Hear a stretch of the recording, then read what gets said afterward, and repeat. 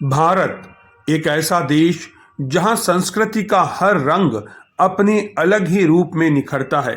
लेकिन इन दिनों मंदिर मस्जिद का विवाद एक ऐसा मुद्दा बन गया है जो भारत की एकता को चुनौती दे रहा है। और इसी पर राष्ट्रीय स्वयंसेवक संघ के प्रमुख मोहन भागवत ने दिया है एक बयान, एक ऐसा बयान जिसने सबका ध्यान इस मुद्दे पर अपनी तरफ खींच लिया है। दोस्तों, आज हम चर्चा करेंगे राष्ट्रीय स्वयंसेवक संघ के प्रमुख मोहन भागवत के मंदिर मस्जिद विवाद पर दिए हुए बयान पर और उससे पैदा हुए राजनीतिक गणित पर। इस बयान ने भारतीय राजनीति में बेहद हलचल मचा दी है दोस्तों, और विभिन्न राजनीतिक दलों ने इस पर अपनी प्रतिक्रिया भी दी है।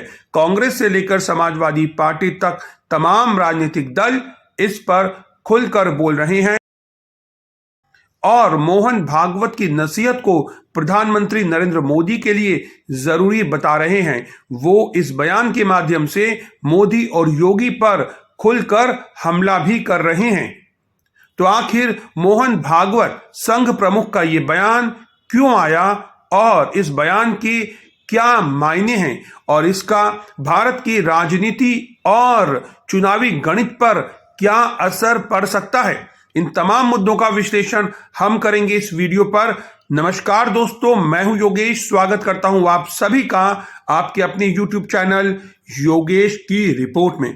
दोस्तों, जैसा कि आप जानते हैं कि आरएसएस चीफ मोहन भागवत के इस बयान को तमाम राजनीतिक दल अपनी सुविधा अनुसार परिभाषित कर रहे हैं और उस पर अपनी प्रतिक्रियाएं दे रहे हैं, क्योंकि मामला राजनीतिक है और मामला चुनावी गणित से जुड़ा हुआ है। इसलिए सियासत भी इस मुद्दे पर गर्म हो गई है। दोस्तों, पुणे में हिंदू सेवा महोत्सव के उद्घाटन के दौरान मोहन भागवत ने कुछ ऐसा कह दिया कि जिसके बाद कांग्रेस और उसके सहयोगी दलों को बैठे बैठाए मुद्दा मिल गया, क्योंकि मोहन भागवत का यह बयान कांग्रेस की विचारधारा को सूट कर रहा था।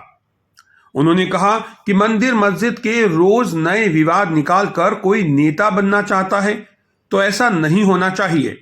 हमें दुनिया को दिखाना है कि हम एक साथ रह सकते हैं। इस बयान का महत्व इसलिए भी बढ़ जाता है दोस्तों, क्योंकि ये ऐसे समय में आया है जब देश में विभिन्न स्थानों पर मंदिर मस्जिद विवाद उभर रहे हैं। दोस्तों, भारतीय जनता पार्टी ने औपचारिक रूप से इस बयान पर कोई प्रतिक्रिया नहीं दी है। हालांकि ये देखा जा रहा है कि आरएसएस प्रमुख के इस बयान के बाद पार्टी के कई नेता इस मुद्दे पर संयमित रुख अपना रहे हैं। बीजेपी की प्रेस कॉन्फ्रेंस में जब रविशंकर प्रसाद से इस मुद्दे पर पूछा गया तो उन्होंने कहा कि वो संघ प्रमुख का सम्मान करते हैं और इस मुद्दे पर कुछ भी कहना नहीं चाहते। यानी कि बीजेपी इस मुद्दे पर कुछ भी कहने से फिलहाल बच रही है। आगामी चुनावों को देखते हुए भाजपा का प्रयास होगा कि वो विकास और सुशासन के मुद्दों पर ध्यान केंद्रित करे ताकि उसे व्यापक जनसमर्थन प्राप्त हो सके। दोस्तों, कांग्रेस पार्टी ने भी इस पर अपनी प्रतिक्रिया दी है। तो कांग्रेस पार्टी की प्रतिक्रिया क्या है और इस मुद्दे पर कांग्रेस का रुख क्या है, आखिर कांग्रेस की इस पर रणनीति क्या है। कांग्रेस सांसद शशि थरूर ने भागवत के बयान का समर्थन किया और कहा कि यह देश सबका है, यहां सब अपनी मर्जी से पूजा कर सकते हैं और हमें सौहार्द से रहना चाहिए। यानी शशि थरूर ने कांग्रेस की लाइन को आगे बढ़ाया और एक तरह से इशारा किया कि मोहन भागवत कांग्रेस की ही विचारधारा को आगे बढ़ा रहे हैं या उनका समर्थन कर रहे हैं। वहीं कांग्रेस के ही एक और सांसद मनीष तिवारी ने कहा कि मोहन भागवत को यह सलाह उन लोगों को देनी चाहिए जो संविधान का अपमान कर रहे हैं, ताकि देश में शांति और समृद्धि बनी रहे। कांग्रेस इस बयान को भाजपा पर निशाना साधने के अवसर के रूप में देख रही है, ताकि धर्मनिरपेक्षता के अपने एजेंडे को मजबूत कर सके।